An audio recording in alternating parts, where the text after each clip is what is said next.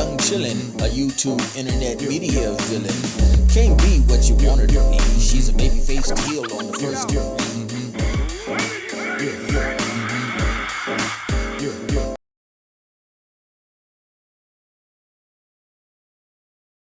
We start out as usual with SmackDown for May the 22nd.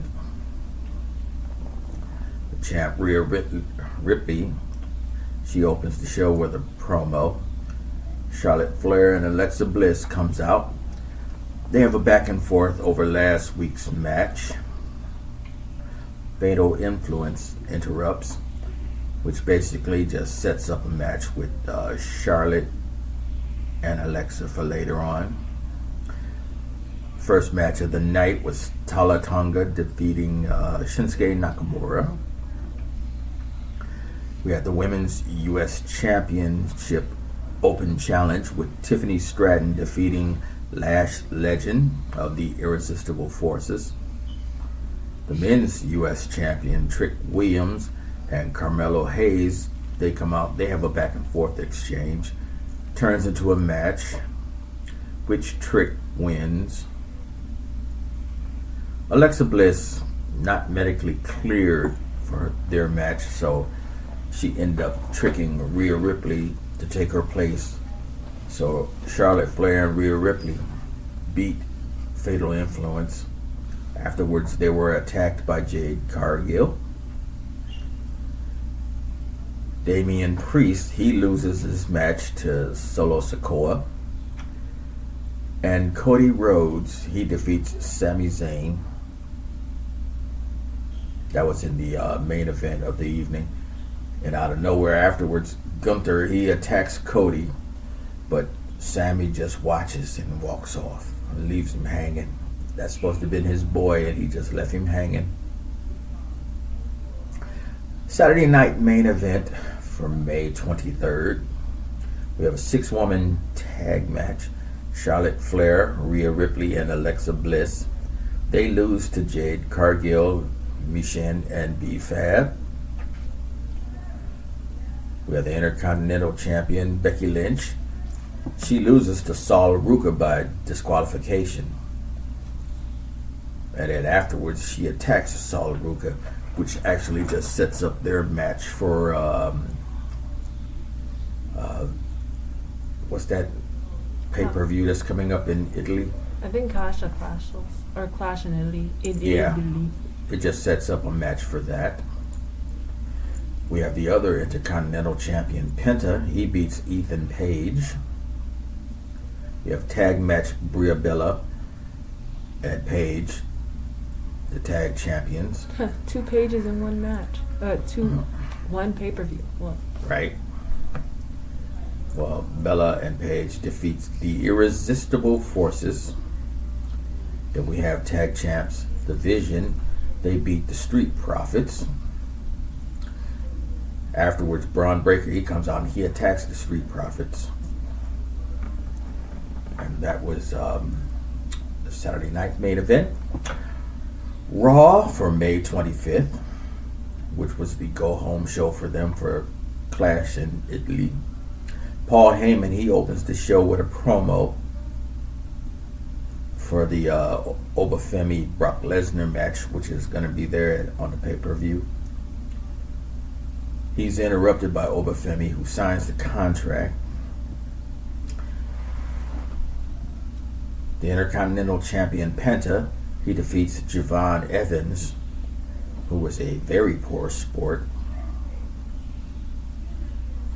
Austin Theory attacks Joe Hendry with a chair during his song, which I was very happy. That he hit him because of the song? Yeah, because he just whooping his ass in general. Yes. You just hate his song.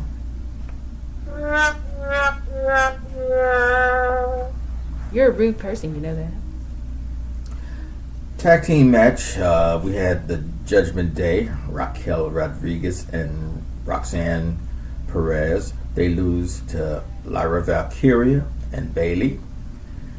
LA Knight comes out to cut a promo and he's interrupted by Jimmy Uso. They have a back and forth. Seth Rollins defeat Montez Ford. Afterwards, Austin Theory comes out and he attacks Ford's partner, his tag partner, Angelo Dawkins, with a chair. So that's two people in the middle of the night. Rey Mysterio beats Rusev with Ethan Page sitting ringside. Afterwards, Rusev attacks. He attacks Rey Mysterio, but Dragon Lee comes out and makes the save from Rusev and Ethan Page. Then at the end of the night, Jacob Fatu and Roman Reigns, they have their contract signing, and then they have a little back and forth trying to one-up each other. And that was Raw. Okay, before we do the wrestling of the week, congratulations, Angelo Dawkins. I forgot to say this in the last one. His wife's pregnant, too. I just found out about it this weekend. What, both of them? Yeah. Him and Montez? Yeah. Which I'm guessing his wife might be close to popping, and that's why he might be going out. Yeah, okay, I can see that. Hell, both of them will be going out eventually. Yeah, but Bianca seems to be out still traveling with them because she was at the hotel with Montez. I'm like, wow. Okay. Who's your wrestler of the week? This week, I don't have anyone. I do. Who is that? Paige. Elliot Page. How would you call yourself the wrestler of the week? That we can't do that on this show. Well, my name is not Elliot Page, so forget you. Oh, I thought you were talking about the other Page. You're talking about Ethan Page. Oh, is that not... Is that not his name? What did you call it? Elliot? Yeah. Oh. Ethan Page. Ethan Page is my wrestler of the week. Think of him as all ego. Ethan Page. Yeah. But he's my wrestler of the week because he's so fucking great. And he's planning something. Every time he's going to tag team with Rusev soon. Yeah. And he's always been very charismatic. No matter what federation he was in each one that I remember him in, all the way back to, I believe, Impact TNA, he was always very vociferous. Because he somehow always gets around when Rusev is around. And I'm like, you want to tag team with him or you want to manage him? And you see how he snuck up and got him a match. Yeah, and I'm like, you... By lying to them, telling, he said they were talking about him. Yeah, and I'm like, you're a sly mother, and I love it. Yep. Danhausen has currently been in the news right now. He cursed the Cleveland Cavaliers. Yeah, I didn't even know that. Until afterwards. Yeah. I found it yesterday, and I was like, wait a minute. Because we did lose a game a few days ago, and then once they were like, oh yeah, Danhausen cursed them, I'm like, you motherfucker. You know what? I actually think they just did that in retrospect. They weren't even thinking about Cleveland until after they lost, and then they just threw that out there. Danhausen cursed you. I was like, that might come back and bite him in the ass. Hopefully. If they had the next time they have a match here in a show here in Cleveland, they should have the Cavs come out and beat Danhausen's ass. That'd be funny. I have a thought. I think they should bring back the 24/7 title. I've been thinking about that. It's so fun, and seeing Danhausen go against Truth will be really fun. Yeah, because it makes for a great backstage comedy and stuff. Yeah, and they should treat it like sort of serious, but let it play for laughs like they always be doing. Mm-hmm. They should bring it back because they're doing King of the Ring soon. And that also gives all them people that they have sitting around with nothing to do something to do. That's true. This time though, it'll be between R-Truth and then also with Danhausen. Yep. But also, there could be someone who's completely silly that we haven't seen yet. Like a wrestler who's always serious but really silly with this one. Yeah, discover a new comedic talent, if you will. Yeah, I think that'd be really great. I'm sorry, I'm really tired. Judgment Day. Roxanne Perez is definitely planning something behind the scenes, and I was thinking about it because I was like, Finn Balor almost fully blew up her spot. She could be planning something with somebody else completely behind the scenes without Finn Balor. Like who? Don't know yet. She could be working with Rhea Ripley for all we know. Everybody forgets that Rhea Ripley and them are fighting still.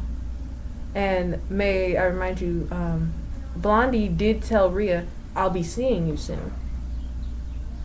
And Queen of the Ring is coming up soon. They are most definitely going to have someone blow up the Judgment Day soon enough. Question is, who is Roxanne Perez working with? I know she's working with someone.